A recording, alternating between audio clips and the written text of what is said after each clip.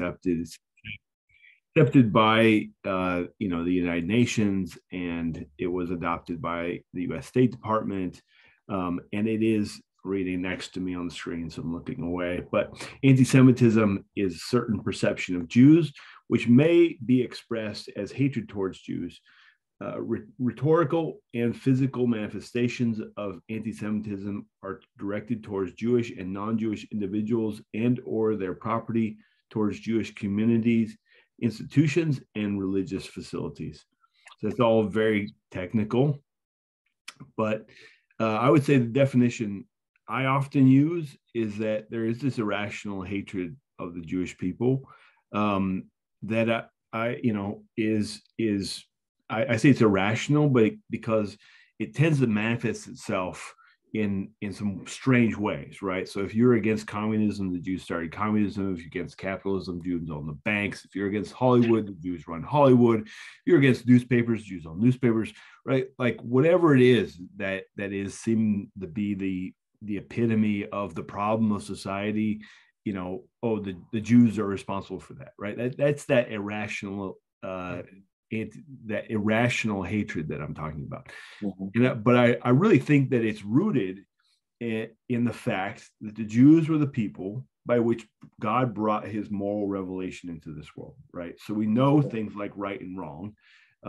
We know, other forms of hatred are wrong because of that moral revelation, right? And I think what is often manifesting itself is actually a much deeper mm-hmm. like spiritual connection or spiritual understanding of this hatred, mm-hmm. and the degree to which the West, United States and Europe and kind of Western civilization is actually rooted somewhat in the Bible. It's rooted in this understanding of this moral revelation brought to the world by the Jewish people. And that matters. What do you think, Jesse? No, I totally agree. I think the word irrational is one that I use frequently to define anti-Semitism. Just because, I mean, I also want to add another word. It's like an impulsive, irrational, right, reaction, right? It's like, you typically run into these conversations with folks. Are they trying to define, explain the ills of the world, and they say, "Oh, it's the Jews," and they'll say it with like such confidence. They know, that they found exactly the answer of what's happening, and it isn't until you sort of like help them to pause a little bit, really think about what you're saying. And, in many cases, they'll hone down and they'll stick to their bias. But in other cases, you'll find people that say, you know what, maybe I'm just repeating something that I was told or basing it on a particular prejudice. I think the starting phrase in the definition of IRA and anti-Semitism is a type of perception of the Jewish people is accurate. It starts with the way we perceive them on the other side, right? I always explain on how I grew up in the Heights, today known as a historic Dominican community, but before it was a historic Dominican community, it was a historic Jewish community. I mean, it's been a historic immigrant community for a very long time, but the Jews were that community that received the first Dominican immigrants into Washington Heights. So I grew up, across the street from the Jewish community, but never had that interaction with them. So I remember just having that curiosity and pointing out to them, like, who are they? Why they are different from us? And then, hear about them at church, but at home, it was a different perception, a different story, a different theory, right? Conspiracy theory about who they are. And unfortunately, that has been manifesting itself in very ethical problems, ethical issues. Right. And it's not just obviously like intercultural problem, but it often has that intercultural dynamic to it, right? Like in this place where, that like those Jews are perceived as the other, and they're always the other, right? Mm-hmm. And I think to the degree to which anti-Semitism manifests itself, there's this great it was a tweet I saw last year, and the guy said, anti-Semitism on the right is I love Israel and hate Jews, and on the left is I love Jews and hate Israel, right? And we're going to get into this in a later webinar on anti-Zionism, but you can see oftentimes that, like, the one or the other is the way that people kind of field out their anti-Semitism, right? When we did the We Resolve pledge last year, we tried to get people to educate themselves about the history of Christian anti-Semitism in particular. We said, like, come sign this pledge to educate yourself. And people were like, oh, I love the Jews, and I'd love to sign that. And then they go, but is there anything to do with Israel? Because I just don't know about Israel. And so they wouldn't sign it. And then we had other people who were like, oh man, I love Israel. I went to Israel, I got to stand in this spot and that spot. And then they'd be like, oh, but the Jews, like, and it's weird that way, how it manifests itself in not just the people, but the land that the people are connected to. It's all bound up together. Yeah, you do see that same disconnect within Latino communities. First of all, I remember that was one of the biggest takeaways we walked away from the survey we commissioned back in 2017 with Lifeway Christian Research. We knew that the Latino community, generally speaking, was pro-Israel, had a positive perception of Israel. But on the other hand, we didn't realize that the majority of the Latinos would also have a very negative perception of the Jewish people. So even though they may be pro-Israel on the one hand, does it mean that they are, in good relationship with the Jewish community and have a positive, that same pro-Israel advocacy does not translate into Jewish solidarity. Unfortunately, you'll find many instances. I've been, and I, beyond the study, I've been in many instances with pastors and friends, well-meaning, I'm sure, where they'll say, I love Israel. We'll take hundreds of people to Israel every year, but the Jews, and follow that up with an anti-Semitic statement about who they are and what they reject. They were telling me, Luke, but they reject the New Testament. They reject Jesus, and I'm like, so do Muslims, and so do Buddhists, and so do atheists. But we don't point them out, like we don't single them out as we do the Jewish people. Don't you find that particularly unique?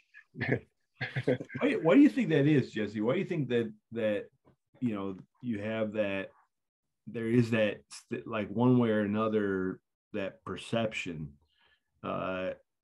negative perception, like anti-Semitic, that manifests itself as anti-Semitism?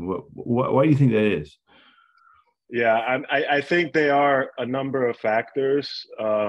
There are some historical ones related to basically the history of the Inquisition. There's a lot of persecution of the Jews and conspiracy theories that were promulgated for 400 years, throughout the Inquisition, about the Jewish people killing children, drinking their blood, making, matzah bread out of, whatever. And, for 400 years, you're promoting this perception, these stories of who the Jewish people are in different societies, and have that come into the Americas. You start wondering, or you start realizing how this perception can still persist even till today among pro-Israel, Latinos, Latino advocates. So I think there is that history there, which, it's not just a political one, it's also a religious one. I mean, in theology and in sermons, it has been sort of strengthened these negative perceptions of who they are, and justified, from a theological perspective, right. Which is wild to me, but it unfortunately is a part of our history. And I think a lot of that still persists today. And in our tradition, in the way, families are taught to perceive the Jewish people, but also in the way that the Bible is being preached in the pulpit, and how the Jews are being projected in the way they responded towards Christianity, and none of those scenarios, however, they never recognize that the Christian church has persecuted the Jews for almost 2,000 years, and created this whole systematic theology and how they've been rejected and abandoned by God. And that's a fact that is hard for us to accept, but it's true.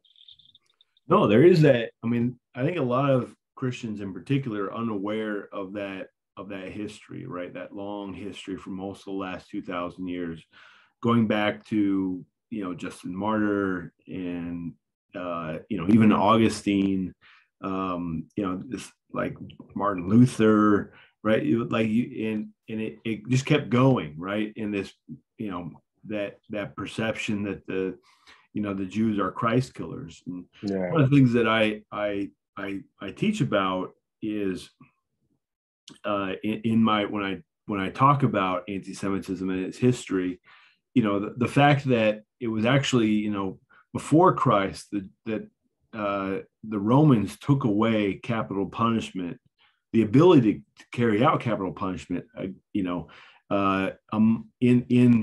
what is now among the Israelites at the time, right? And so, because of that, they actually weren't allowed to be Christ killers, right? It actually had to be the Romans that were the Christ killers, but that doesn't matter, because so much of the antagonism towards the Jewish people is rhetorical, right? One of the things that I think is hard for people to think about is, why is anti-Semitism like distinctive from other forms of hate?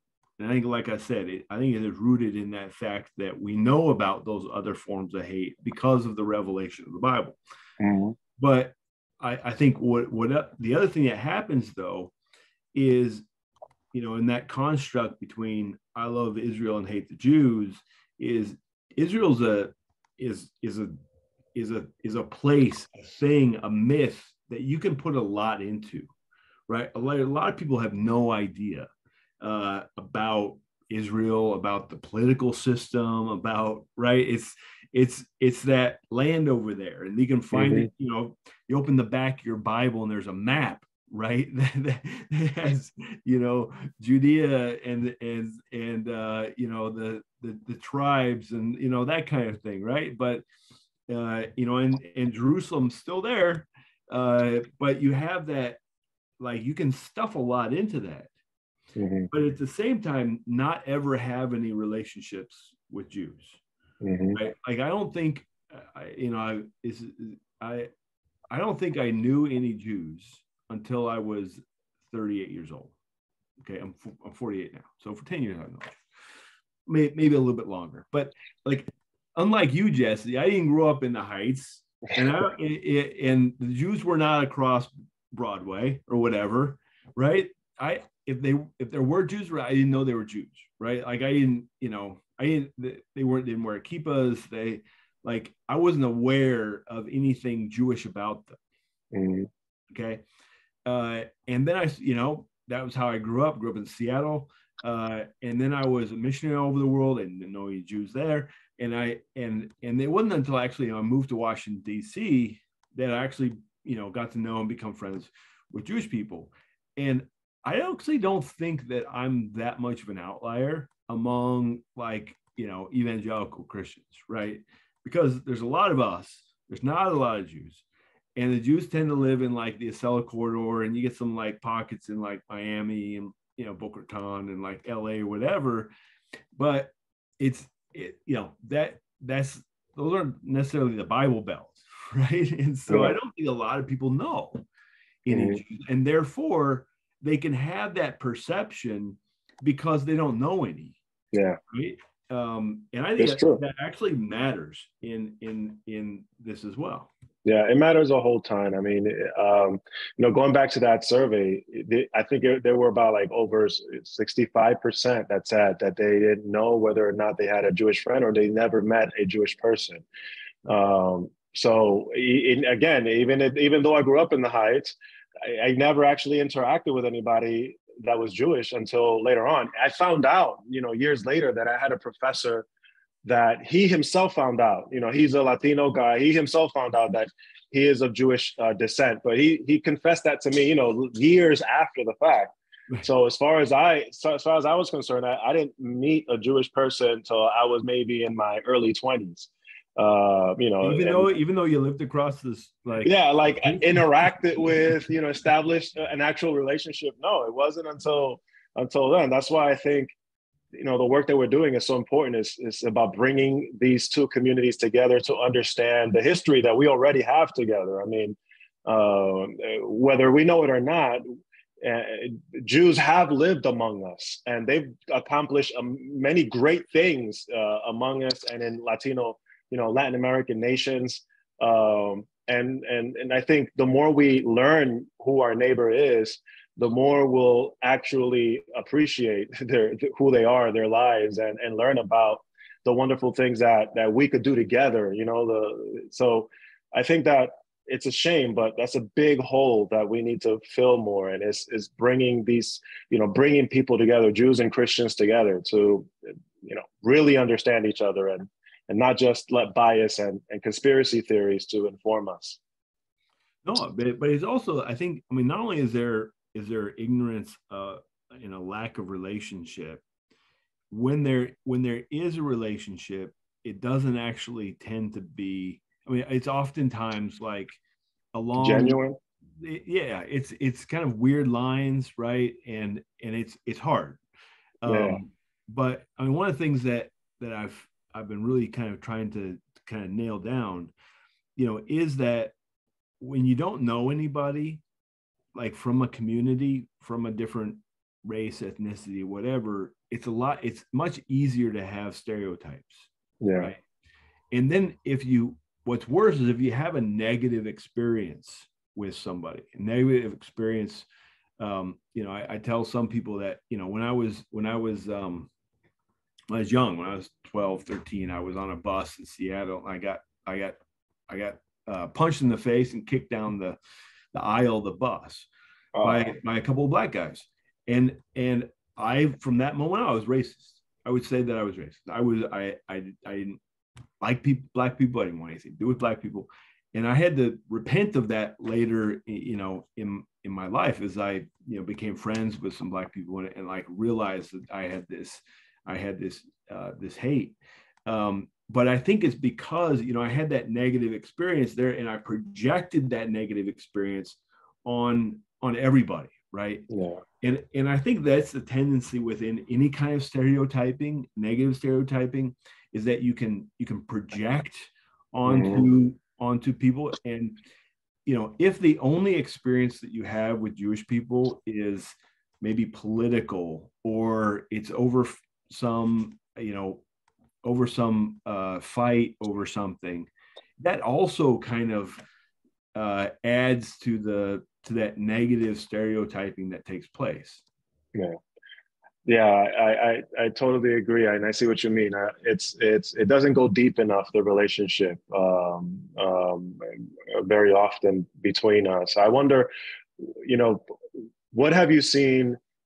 What have you seen that can work to bring both Jews and Christians together, in an informative way that will help challenge our prejudice, within us or among us? Well, I think it does matter that we build relationships. It's easy to build relationships with people kind of like us, right? Yeah. And to the degree to which I got to know, pretty early on, conservative Jews, right? I'm a conservative guy, and I met conservative Jews, and because they were conservative and we were kind of, on the same side politically, if you will, like that was actually our point of like commonality. Yeah. That then it was like, when I met Jews who were more progressive, that was not like weird to me, because I knew these like conservative ones too, right? Yeah. I think it is easier when you meet people who are kind of like yourself, or you have you can attach or find some affinity. I think that's important. But one of the things that I've been struck with more recently is, I mean, there's already a decline in like biblical literacy and biblical readership.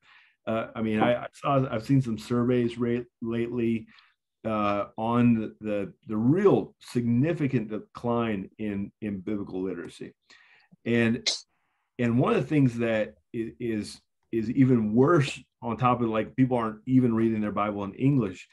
Like the people who came over on the Mayflower read Hebrew, right? Like it was like in the Middle Ages, one of the most popular biblical authors was Rashi, who is the most famous rabbi. And so you had, like, in the Middle Ages, you had theologians reading rabbis, and the Mayflower people, reading Hebrew, and now, I mean, you may get Hebrew class at seminary, but that's the only people in Christendom who are reading, and it's like so that the pastor can check off a box, and it helps him with his word study for a sermon that he may, break out at some point. But there's no like actual engagement with the Jewish way of reading the text and that kind of. I actually was sharing with a pastor friend of mine my frustration with Christian seminaries. I ever since doing my job, like one of my desires, I graduated seminary, so I want to go back and actually do a deeper study on Hebrew and philology, etc. And as I'm looking at prominent seminaries in the U.S., I won't mention the name, but if I do, all of you would know the seminary.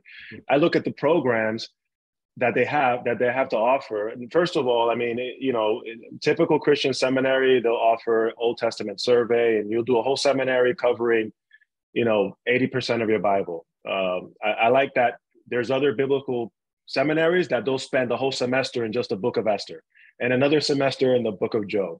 So there's that. But then you have a program, a menu that has Islamic studies, and not one of them offer any program, any curriculum on Jewish studies or Jewish thought, which is wild to me. It's like, how is it that a Christian seminary would think, oh, it makes sense and is relevant to have an Islamic studies, and amen for that. I mean, I'm glad that they have a program. I think it's important to send missionaries into Muslim countries, but that it doesn't make sense to have a program on Jewish studies with the Jewish community that spent thousands of years preserving the Bible, breaking down and interpreting 80% of the Bible that we share and hold dearly. I mean, the fact that a Christian seminary doesn't see the relevance to that shows how deep the problem of anti-Semitism, anti-Judaism that exists within Christian mindset, Christian thought. No, I think that, I mean, I didn't study that Hebrew either, right? So I was like, I'm right up there with them, right? And I recognize now, having studied scripture with rabbis, like there's a whole perception there that's missing, and that's really actually quite tragic. And I think, Jesse, it's one of the things that is important for us, to think about, is how do we encourage Christians to not only just reject anti-Semitism, which they should do anyways, and kind of learn about the history that's there, but learn to engage and engage Jews. I think it starts with, I think it starts with, for a Christian, with really understanding the character of God, the heart of God for Israel, for the Jewish people, and what the Bible actually says concerning the Jewish people. I was reading the other day, and it didn't actually stand out to me until doing this reading. In the book of Esther, there's a moment where Haman goes back and he's plotting his his way of attacking the Jewish people. And I think it was his wife. It says, like, warning him, it's like, you probably shouldn't mess with them because they're Jewish, you know. And the Bible doesn't mention, the book doesn't mention why, because it leaves out God. But the implicit idea behind what she said is that they're protected. You know, they, like, God has got them. You need to not mess with them. And obviously the Bible actually affirms that very fact, right? Even the irony way that he died. So I think it starts with, for the Christian, it's like really going back, challenging what they've been taught about the Jewish people and Israel in particular. Don't just study Israel within eschatology, because you're only going to look at a select few of passages. Actually study Israel in the Bible, right? Take a bibliological approach to Israel. Study what the Bible, the whole Bible, from beginning to end, actually says, and then fit that truth into your system of eschatology, because that's the way you're supposed to interpret your eschatology, not the other way around. Right. So you know, so I think that it starts there. You know, when you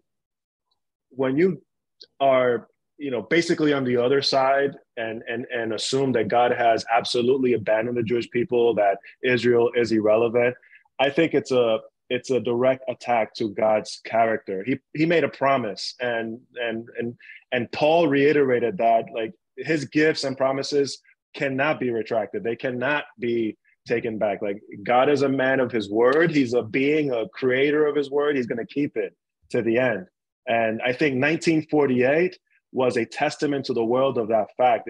If Christians look at 70 AD as a fulfillment of prophecy, that the destruction of Jerusalem was prophecy meant to happen, I believe 1948 is also a continuation of that prophecy, that the Jewish people were meant to return, and God is doing that in front of us today. Yeah, no. To the degree that you actually see Israel biblically in the Bible, I think you'll be more open to approach the Jewish community, and you know, you'll be more humble in the way you engage with them in conversation, because I think that's part of the problem, is that we go in there assuming, oh, the Jewish people, they know nothing about. I've had people sit down and tell me, oh, they know nothing about the Bible. I'm like, are you serious? Have you read the Talmud? Have you read the Midrash? Have you read any of these books, or any just Christian thought on the Bible? Like, these people have done amazing biblical discoveries, and Christians have benefited from that for years. Yeah, no, that's my appeal to, the degree to which the Mayflower people and the Middle Ages theologians were reading, read Hebrew and read rabbis. It can't be all bad, right? Like, there's stuff we can really learn there.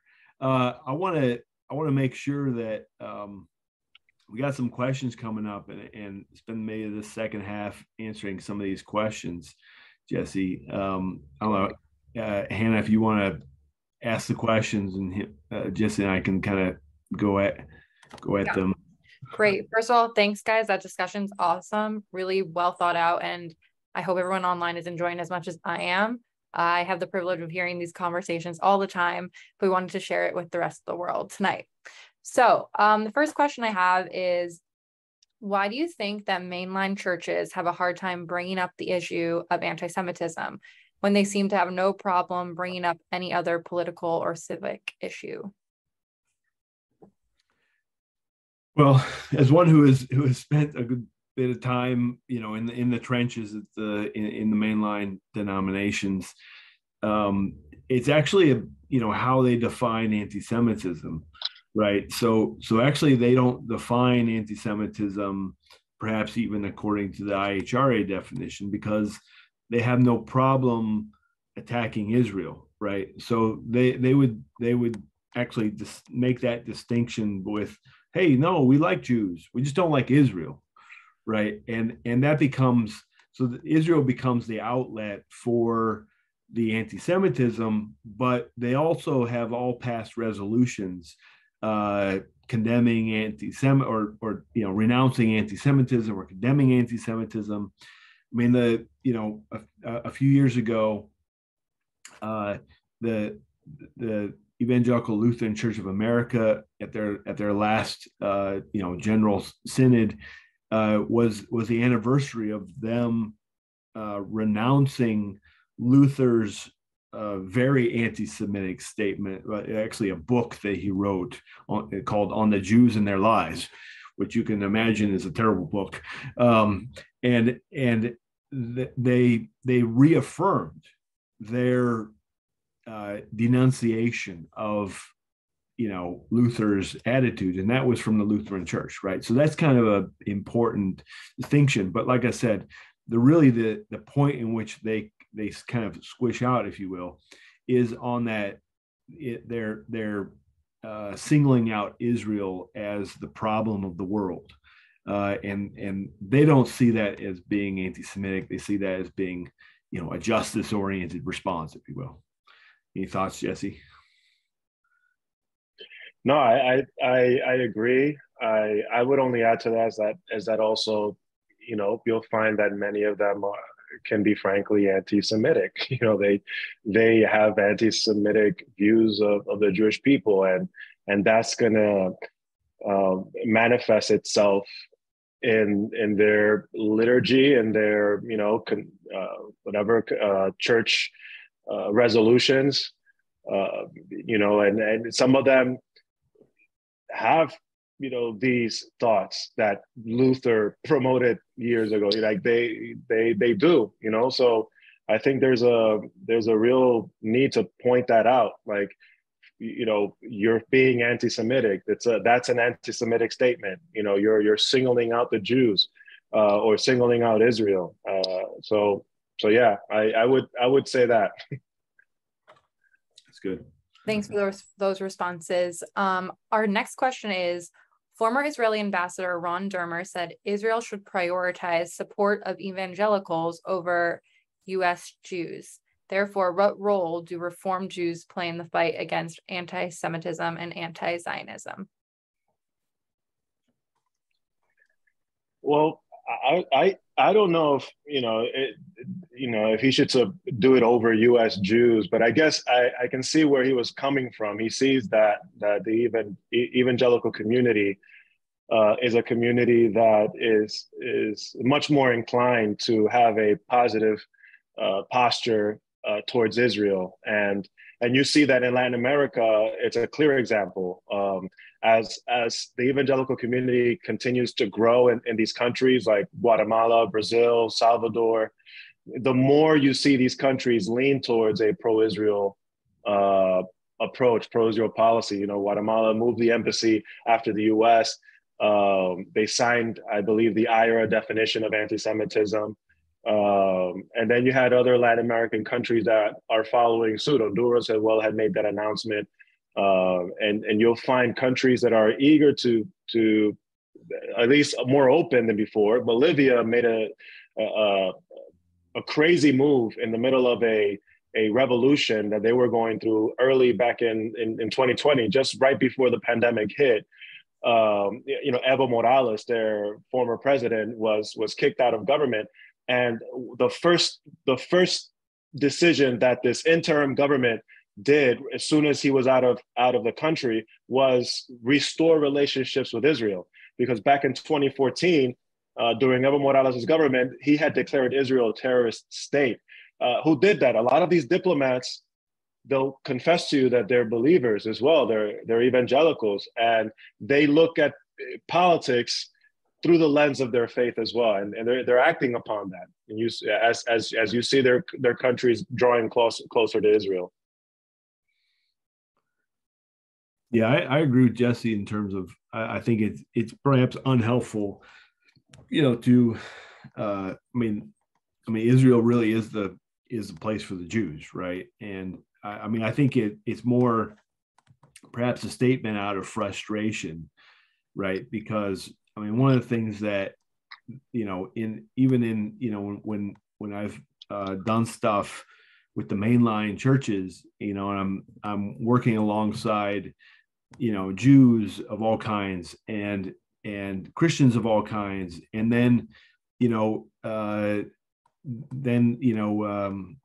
Jewish Voices for Peace comes along, or the Haredi Jews that are who are against Israel, show up, right? Like that kind of stuff is kind of undermines the kind of unified bloc, if you will.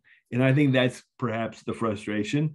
But listen, to the degree to which, like I said in earlier, anti-Semitism on the right is I love Israel and hate the Jews. And on the left is I love Jews and hate Israel. And I think the challenge for people on the right is to identify and build relationships with Jewish people so that you nullify that opportunity to hate, right? And on the left, it's those relationships need to not turn against Israel, because I saw a statistic today that half of all Jews in the world are now living in Israel, right? Like you really can't hate the place where half of all Jews live, right? Like that's a problem if that's the perception. And so people on the left have to equip themselves to be advocates for Israel within the progressive community. It just has to happen. Yeah. And that's and because most Reformed Jews tend to be on the left, I think is really an important place where they can really thrive. Great. Actually, to add to that, I was just at a conference, and there are Jews on the left who support Israel. There's just a very smaller population of those. And there's a movement called the Zionist movement, if anyone is interested. And it's led by Jews on the left in those circles who don't want Israel to get taken out of those conversations. So they're putting themselves in those places. So there is some work happening there. So our next question is for, I guess, both Luke and Jesse. It's a little bit off our topic, but we're going to field it. It's from Ben. He asks, what's your opinion on racism?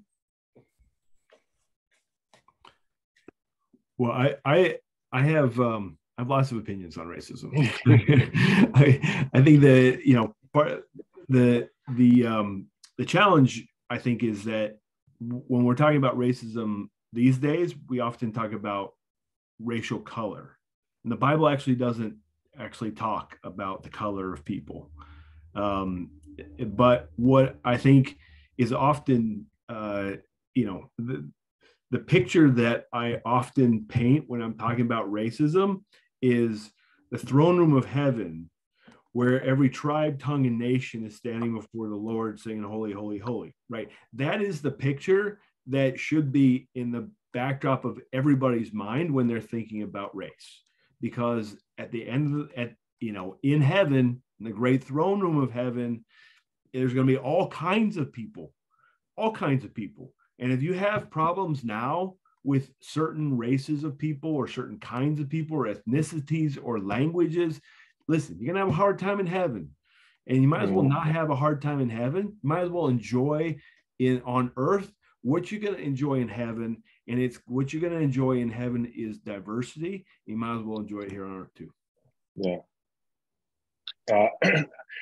Well, I think that if you're anti-Semitic, you're a racist, right? I think that, if you have a hard time seeing why it's important to combat anti-Semitism, then, I have a hard time believing you're not a racist, even towards other people groups, Black people, or xenophobic.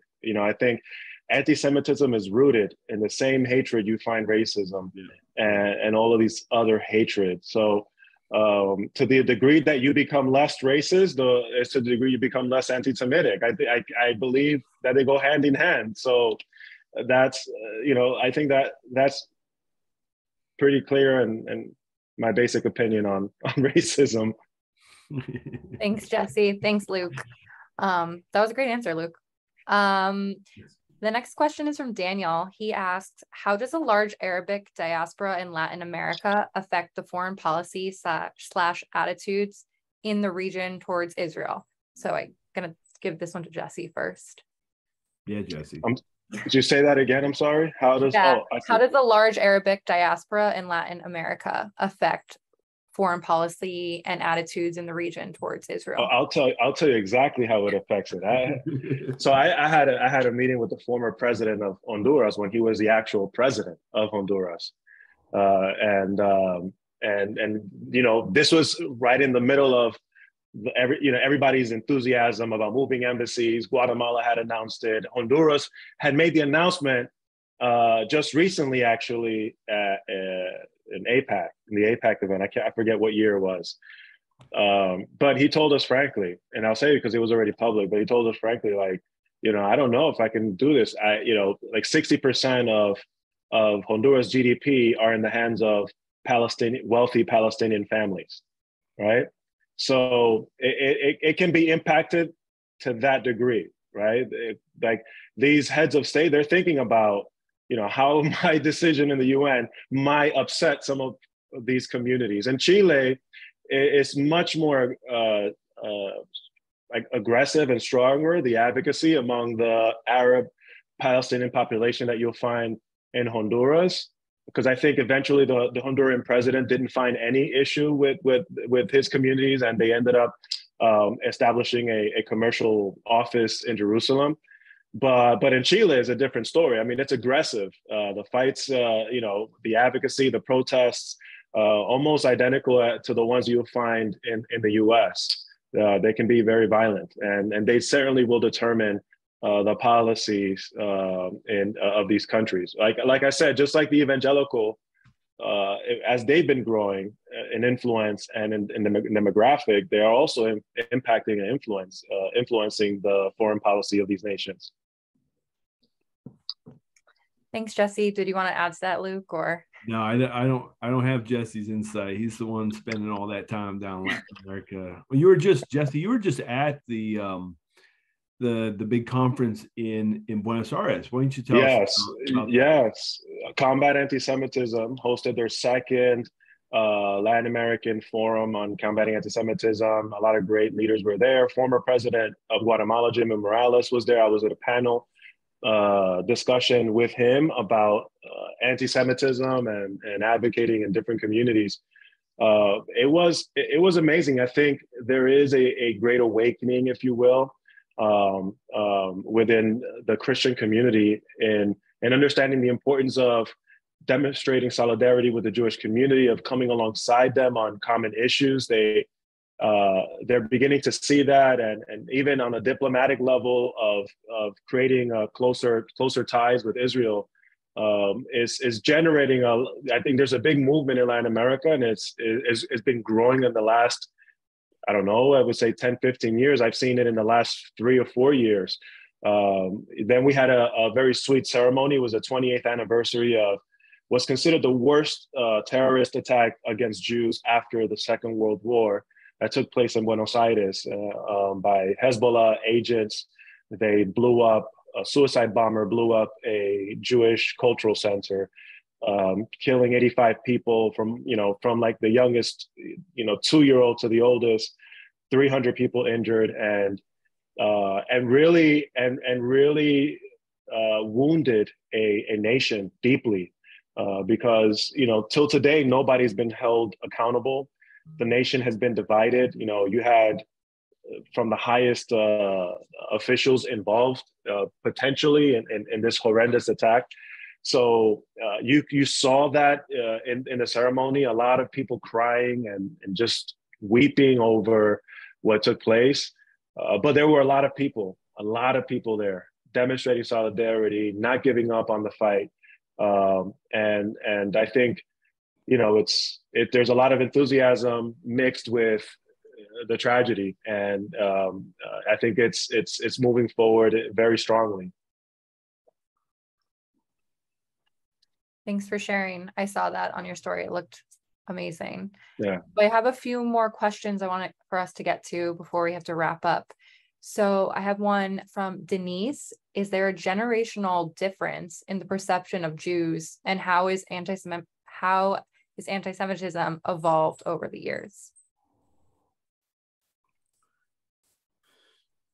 Well, I think, I'll step into that one a little bit. I think the older generation, basically, my parents' generation, was the generation that was closest to the Holocaust. And I think the Holocaust really shaped people's perception of anti-Semitism in a huge way, right? And so as a result, I think they were the ones that were the it's so important that the Jews have a state, and like a lot of that kind of sentiment comes out of that. You really don't have the rise of these, like, the big kind of Christian Zionist organizations and stuff don't really happen actually really until the 80s. Obviously there's some earlier, but not into the degree to which the perception is now. I would say that over the last, I would say, 18 months, there's been 3 or 4 major surveys done by very reputable survey companies that show a decline in support for Israel. And I think you can kind of translate that to like an indifference towards anti-Semitism then, right? Because those two things are very, very much connected. And so I think it's the further we get away from the Holocaust, and then also a major factor in people's understanding of Israel and the Jewish people is rooted in their biblical literacy and their understanding of the Bible. As that also declines, you also having this like kind of rise in anti-Semitism and indifference coming up, right? And so I think as the older generation is passing away, the new generation is not picking up the baton. And that's why I think it's so important that Christians, because of our long history of being kind of like, major figures in anti-Semitism, do what we can to not allow the next generation to go back to the old ways of Christendom. Thanks, Luke. Jesse, this question is going to go to you. Is anti-Semitism in the Latino community more prevalent in religious circles or in non-religious circles? It's a good question. I think it can be more prevalent among religious circles. But I don't know if more than non-religious circles. I think they may manifest themselves differently. So I think with religious circles, again, you'll find a number of them that will be very pro-Israel, but then actually among those that were identified as well as very faithful going to church, when we asked them sort of a question concerning an anti-Semitic rhetoric that is repeated about the Jews, they tended to also be the ones to agree the most with this anti-Semitic statement. So I think that because we've been conditioned to some extent to interpret the Bible, in a certain way that is anti-Jewish, I think it can be more prevalent. I mean, unfortunately, I hate to say it, but it might be the case. I don't know enough about being in non-religious circles,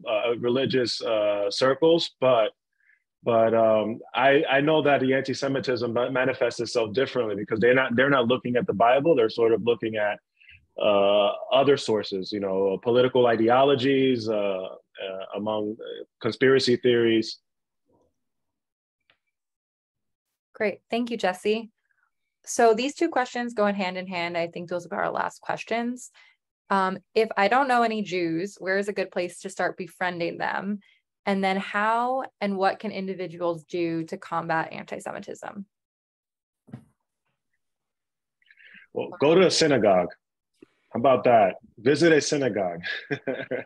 I'm almost 100% sure you'll find a Jewish person there, and go to the local synagogue in your neighborhood and greet them, say hello, and just let the conversation take its organic shape after that. Yeah. No, there's no. That's really the best way to do it. Obviously, if you know somebody who knows a Jewish person, you can say, "Hey, I'd love to have coffee with a Jewish person. I'm, interested in learning more about, the Hebraic roots of Christianity, or like, I think it's important, like, hopefully, to spike a curiosity, to like know more and understand more about the how much of Western civilization and America and even Christian history is seen through that lens in that book, and having some conversations and across religious lines are really helpful. Yeah. Yeah, I would say also, like, make the effort of